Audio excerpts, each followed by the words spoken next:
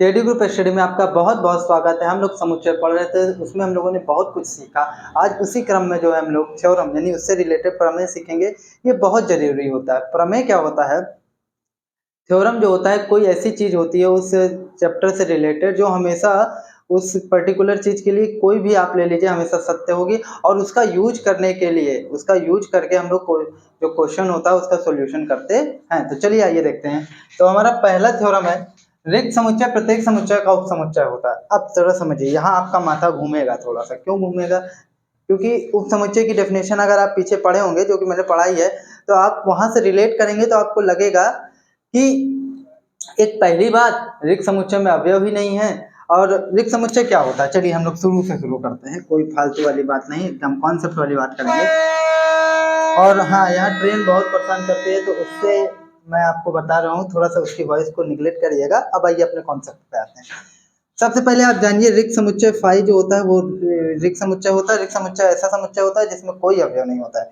दूसरा, बात अगर करें उप समुच्चय की, किसकी? उप समुच्चय की, तो अगर हम दो सेट ले लेते हैं, if you consider to set, जैसे सेट ए ले लिया हमने 1 2 3, और एक सेट हमने बी ले लिया।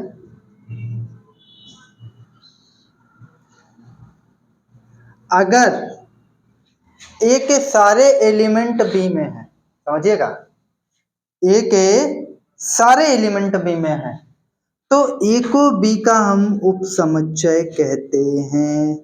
बात दिमाग में घुस गई होगी। अगर ए के सारे अवयव, ये जो अंदर हैं ये इसके अवयव हैं, अगर ए के सारे एलिमेंट बी में हैं, तो सेट ए जो है सेट बी का क्या होगा? उपसमुच्चय होगा। अब समझिएगा इसी क्रम में, फाई क्या होता है? रिक्त समुच्चय। फाई क्या होता है? रिक्त समुच्चय, यानी कि फाई में कोई भी अवयव नहीं है। पक्की बात? तब भी हम ये कह रहे हैं कि फाई जो होता है वो प्रत्येक समुच्चय का उपसमुच्चय होता है। यानी जब उसमें अवयव ही नहीं है, तो ये बात हम कैसे कह पा रहे हैं कि फाई के सारे एलिमेंट हर सेट में होंगे? देखिए, तो हम कहीं ना कहीं गलत कह रहे हैं ना। देखिए, हम गलत नहीं कह रहे हैं, हम ये कह रहे हैं कि फाई के सारे एलिमेंट हर सेट में होते हैं। लेकिन इसी चीज को अगर मैं घुमा दूं, थोड़ा सा घुमा दूं, बात वही निकलेगी। ठीक है, रिश्ता वही, सोच नहीं। देखिए कैसे, हम ये भी तो कह सकते हैं कि फाई यानी इस फाई में ऐसा कोई एलिमेंट या कोई अवयव नहीं है जो सेट ए में ना हो या सेट बी में ना हो। मतलब फाई में आप हमको ऐसा कोई एलिमेंट नहीं दिखा सकते जो किसी सेट ए में ना हो। जैसे हम अपने केस में सेट ए ले लिए, तो चलिए सेट ए से बात करते हैं। आप इस फाई में एक ऐसा एलिमेंट हमको दिखा दीजिए जो इसमें ना हो। तो इसके सारे एलिमेंट, आल्दो हम बात को बदल के कह रहे हैं, लेकिन बात तो वही है कि फाई के सारे एलिमेंट इसमें है। अगर सीधे सीधे कहेंगे तो आप हमको गलत प्रूफ कर देंगे, लेकिन हम बात थोड़ा सा घुमा रहे हैं कि फाई में ऐसा कोई एलिमेंट नहीं है जो सेट ए में ना हो। पक्की बात? मतलब बात तो वही निकली। अब जैसे इससे, इस चीज से एग्जांपल से आप इसको रिलेट कर सकते हैं। जैसे मैं कहूँ, जैसे कोई भिखारी हो, मान लीजिए कोई भी भिखारी हो, तो अगर वो कहीं भिक्षा मांगने जाए तो वो कहेगा क्या? माता भिक्षा दे। तो माता तो भिक्षा आराम से दे देगी, माता भिक्षा देगी। लेकिन अगर उसी के विपरीत क्रम में वो ये कहे, मेरे पिता की पत्नी भिक्षा दे, मेरे पिता की पत्नी का मतलब भी माता ही होता है, लेकिन क्या उसको भिक्षा मिलेगी? बात तो वही हुई ना। देखिए, शब्द बदला लेकिन उसका मतलब तो वही है। लेकिन इस बार उसको डंडा पड़ेगा, अगली बार भिक्षा नहीं मिलेगी।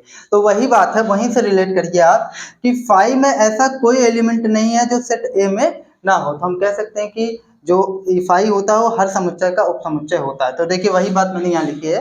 ये सब कॉन्सेप्ट आपको समझ में आया होगा, तो उसी से आप देखिए, रिक्त समुच्चय फाई में कोई अवयव नहीं होता, ये बात पक्की बात है, अभी हमने आपको समझाई।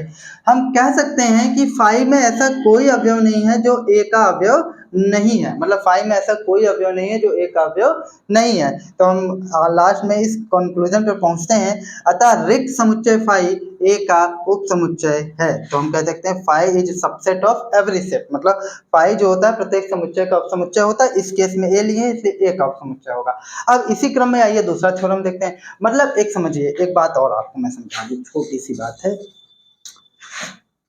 जैसे एक सेट हम ले लेते हैं, समझिएगा, 1 ले लेते हैं, 2 ले लेते हैं। अब आपको इसका सबसेट बनाना है भैया। क्या बनाना है?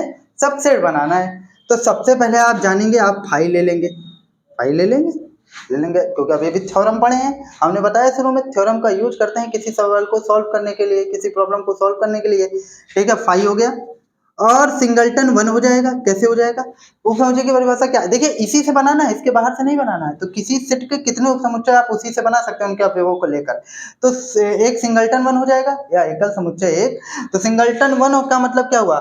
इसके सारे एलिमेंट इसमें और इसमें ज्यादा भी हैं, तो ये तो इसका उपसमुच्चय है। और क्या बना सकते हैं? सिंगलटन 2 बन सकता है और एक 1 2 कभी जा मतलब क्या होना चाहिए? सेट ए के सारे एलिमेंट सेट बी में, यही उपसमुच्चय की परिभाषा है। तो हम कहेंगे ए बी का उपसमुच्चय है, तो मतलब ये सब क्या है? सेट ए के उपसमुच्चय। कितने निकल आए? 1 2 3 4।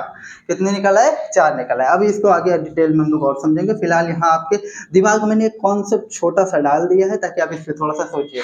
आप समझिएगा, सेकंड थ्योरम बड़ी मजेदार थ्योरम है, उसी से रिलेटेड है। देखिए, प्रत्येक समुच्चय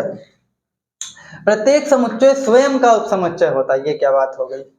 प्रत्येक समुच्चय स्वयं का उपसमुच्चय होता है। फिर लौटिए आप उपसमुच्चय की डेफिनेशन पे। उपसमुच्चय की डेफिनेशन हमसे क्या कहती है?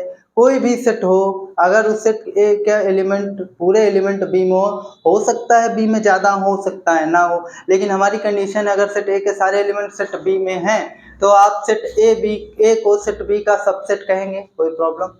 यहाँ तक तो कोई प्रॉब्लम नहीं होगा। अब मैं क्या कह रहा हूँ? प्रत्येक समुच्चय स्वयं का उपसमुच्चय होता है, यानी सेट ए के सारे एलिमेंट सेट ए में होंगे। यानी कोई भी आप समुच्चय आर्बिट्रेरी ले लीजिए, मैंने अपने केस में सेट ए लिया है, आप बी मानिए, सी मानिए, डी मानिए, तो उसके सारे एलिमेंट उसमें कंटेन करेंगे कि नहीं करेंगे? देखिए कैसे, जैसे एक एग्जांपल के थ्रू आपको मैं समझाऊं, तो आप देखिए ए बी सी डी, तो ये है आपका क्या? समुच्चय। क्या सेट ए के सारे एलिमेंट ही सेट ए में नहीं है क्या? आप सेट ए के सारे एलिमेंट सेट ए में होंगे। आल्दो जो क्वालिटी, जैसे आप में जो क्वालिटीज मौजूद हैं, पूरी क्वालिटीज आप में मौजूद होंगी कि नहीं होंगे, तो उसी तरीके से सेट ए के सारे एलिमेंट सेट में होंगे। और वहीं से उपसमुच्चय की परिभाषा निकल के आती है कि अगर किसी भी समुच्चय के सारे एलिमेंट, किसी भी समुच्चय, यहाँ पर वो खुद हो गया, लेकिन अगर ये कह दे किसी भी समुच्चय के किसी के सारे अवयव किसी अन्य समुच्चय के सारे अवयव में हैं, तो वो क्या उसका होगा? उपसमुच्चय होगा। उसी तरीके से देखिए सेट ए के सारे एलिमेंट सेट ए में है, तो ये क्या है? सेट ए का ही उपसमुच्चय, मतलब स्वयं का उपसमुच्चय। आल्दो इतनी बात तो आप कह ही सकते हैं कि सेट ए के हर समुच्चय का अवयव खुद में होता है, होगा कि नहीं होगा? कि set A B C D इसी में तो मिलेगा ही। तो हम कह सकते हैं कि प्रत्येक समुच्चय स्वयं का उपसमुच्चय होता है। अब आइए उसी बात को मैंने लिखा है। माना ए कोई समुच्चय है, तो समुच्चय ए का ही उपसमुच्चय है। क्यों? क्योंकि ए का प्रत्येक अवयव ए में है, ए के सारे एलिमेंट ए में मिलेंगे, तो हम कह सकते हैं ए इज सबसेट ऑफ ए, यानी ए का उपसमुच्चय है। इसी के साथ हमारी बात खत्म होती है। तो उम्मीद करते हैं आपको ये वीडियो पसंद आया होगा। पसंद आया होगा तो लाइक कमेंट सब्सक्राइब करिए और जुड़े रहिए केडी स्टडी के साथ। मिलते हैं नेक्स्ट वीडियो में, तब तक के लिए नमस्कार।